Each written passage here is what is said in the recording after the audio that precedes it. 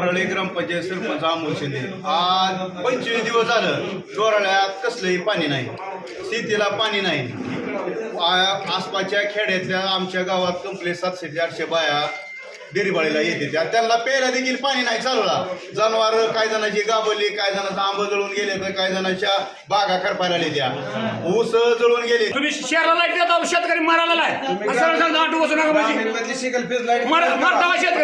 इर्लेवाडी, डोहाळे आणि मानेगाव या ठिकाणची लाईट येत होती. 6 तास लाईट येत होती फक्त. आता सध्या 6 तासामध्ये सुद्धा दर 5-5 मिनिटाला ट्रिप होत होती. शेतकऱ्याने ऑटो बसवून ट्रिप झाल्यामुळं शेतकऱ्यांना हेलपाटे घालून शेतकरी चक्कर येऊन पडले, पण MSEBीनं दखल घेतली नाही. आणि त्याच्यामुळं आज इर्लेवाडी, मानेगाव आणि डोराळे येथील शेकडो शेतकरी या ठिकाणी वैराग MSEBीवर आले आणि ओवळ साहेबांना आणि डोंगरे साहेबांना या ठिकाणी फोन करून बोलवलं. आणि आज त्यांनी थोडीशी त्याची सोडवणूक केली. ती आता आपल्याला ओवळ साहेबांनी सांगितलंय की कशा शिफ्टमध्ये होणार. आणि जर ही मॅनेज केलं नसतं तर सगळ्यांनी आम्ही असं ठरवलं होतं की MSEBीला कुलूप लावायचं. त्यासाठी आम्ही कुलूप सुद्धा आणलेलं होतं, परंतु सगळे साहेब वेळेत आल्यामुळं सकाळी 10 वाजेपर्यंत सगळे शेतकरी आहेत. आता जवळजवळ 2 वाजलेत. 2 वाजेपर्यंत सगळे शेतकरी याच ठिकाणी उपस्थित होते. आणि आता साहेबांनी हा प्रश्न सगळ्या सोडवण्याचा प्रयत्न केलाय. जर ह्याच्यात बदल झाला आणि जर परत आणखीन लाईट चालली तर शेतकरी येऊन इथं साहेबांना न बोलता डायरेक्ट कुलूप घालण्यात येईल. महावितरणला कुलूप ठोकणार संतप्त शेतकरी आक्रमक. वैराग कार्यालयात अधिकाऱ्यांना घातला घेराव. तळपत्या उन्हात तळहाताच्या फोडाप्रमाणे जपलेली पिके डोळ्यादेखत जळून खाक होत असल्याने डोराळे, इर्ले आणि मानेगाव येथील शेतकऱ्यांचा संयम अखेर सुटला. सततच्या वीज खंडिततेमुळे संतप्त झालेल्या शेकडो शेतकऱ्यांनी हातात कुलूप घेऊन थेट वैराग येथील महावितरण कार्यालयावर धडक दिली.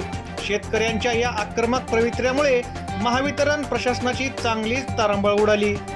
विजेच्या लपंडावामुळे पिकांना पाणी देणे अशक्य झाले असून उभी पिके करपू लागली आहेत. यात संतापातून शेतकऱ्यांनी महावितरण कार्यालयात घुसून अधिकाऱ्यांना घेराव घातला आणि आपल्या तीव्र व्यथा मांडल्या. कार्यालयाला कुलूप ठोकण्याच्या तयारीत असलेल्या शेतकऱ्यांशी उपकार्यकारी अभियंता रामकृष्ण डोंगरे आणि सुरडी डिव्हिजनचे शाखा अभियंता अनुपम ओहाळ यांनी तातडीने चर्चा केली.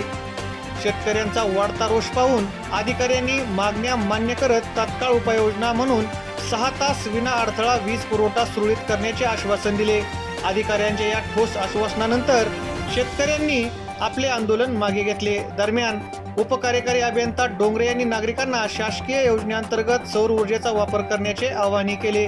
या आंदोलनात ग्रामपंचायत सदस्य राहुल खरात, बूथ प्रमुख अमोल शिंदे, पोलीस पाटील संतोष सरवदे, माजी सरपंच हनुमंत काकडे, दीपक देशमुख, दादा रेड्डी, सागर काकडे, पंकज सरकाळे, किसन राजगुरू, प्रकाश देवकते यांच्यासह तिन्ही गावातील शेकडो शेतकरी व ग्रामस्थ मोठ्या संख्येने उपस्थित होते.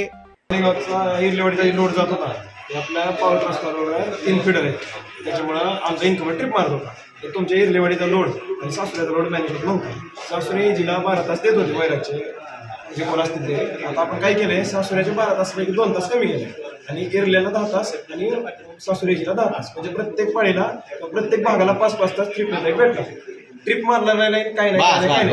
एखादी फक्त जर नैसर्गिक आपत्ती आली, झाड पडलं, वारा, वीज पडली तरच, त्याच्या व्यतिरिक्त लाईन ट्रिप मारणार नाही. 30 मे 2026 मे डोराळे ग्रामपंचायत सदस्य राऊकर, डोराळे, इर्लेवाडी आणि मानेगाव गेले 15 दिवस झाला अक्षरशः शेतकरी त्रस्त झालेले आहेत की लाईट तुमच्या शेड्यूल प्रमाणे तुम्ही सोडताय, पण 5 मिनिटात 4 मिनिटात ट्रिप होते. बटन दाबून टी मध्ये पाणी निघतो लाईट बंद होते. तर गुरांना प्यायला पाणी नाही. चालू द्राक्ष बागेची पिकं, ऊसाची पिकं सगळी सुकून गेलेली आहेत. तर आज या ठिकाणी डोंगरे साहेब आणि आदरणीय ओवळ साहेब आलेत आणि त्यांनी सासूर, वैराग, डोराळं, इर्लेवाडी आणि मानेगावचं लोडचं डिवायडेशन केलंय. प्रत्येक फीडरला 5-5 तास लाईट आणि कंटिन्यू लाईट द्यायची त्यांनी मान्य केलंय. आणि आजपासून आतापासूनच त्याच्यावरती त्यांनी अंमलबजावणी चालू केलेली आहे. जर ही अंमलबजावणी सुरळीत नाही चालू झाली तर या ठिकाणी आम्ही शेतकऱ्याच्या वतीनं उपोषण करणार आहोत. आमची MSEBीला कळकळीची विनंती आहे की आम्हाला MSEBीला टाळं लावायला भाग पाडू नका. आज लाईटीसाठी आम्ही गेले 25 दिवस झाला इतका ताप बघतोय की आम्हाला 1 मिनिट बी लाईट ठिकाणी गेली. लाईट अशी चालू झाली की पाईपलाईनमध्ये पाणी जायचं तर लाईट बंद पडते, पाणी माघारी जाते. आज आम्ही इरले, बाणेगाव, डोराळे कमीत कमी शेकडो शेतकरी एमएससीबीत गोळा झालो. एमएससीबीत गोळा होऊन माननीय डोंगरे साहेब, पवार साहेब यांनी आमचं आज मार्गदर्शन करून आमच्या लाईटच्या फिडरचं टायमिंग शेड्यूल लावलंय. आजपासून त्यांनी आम्हाला लाईट सुरळीत देण्याचं आश्वासन दिलंय. ह्याच्याप्रमाणे आमची लाईट चालावी.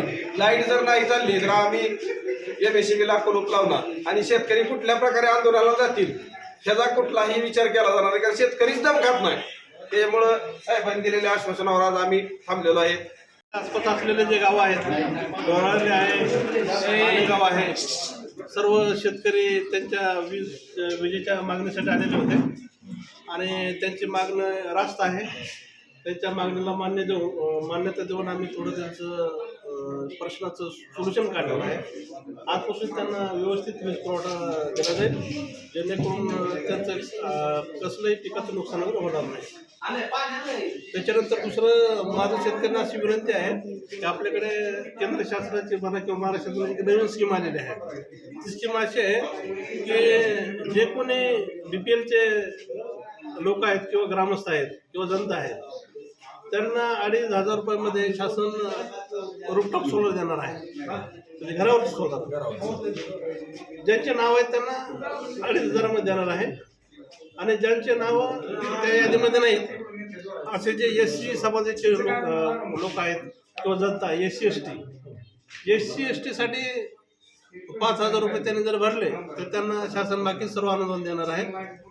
त्याच्यानंतर जे बाकीचे जे आहेत राहिलेले म्हणजे ओपन आहेत, बाकी समाज आहेत, त्या सर्वांसाठी त्यांनी 10,000 रुपये भरले तर त्यांना 1 किलोवॅट पर्यंतचं जे अनुदान आहे ते शासन देणार आहे.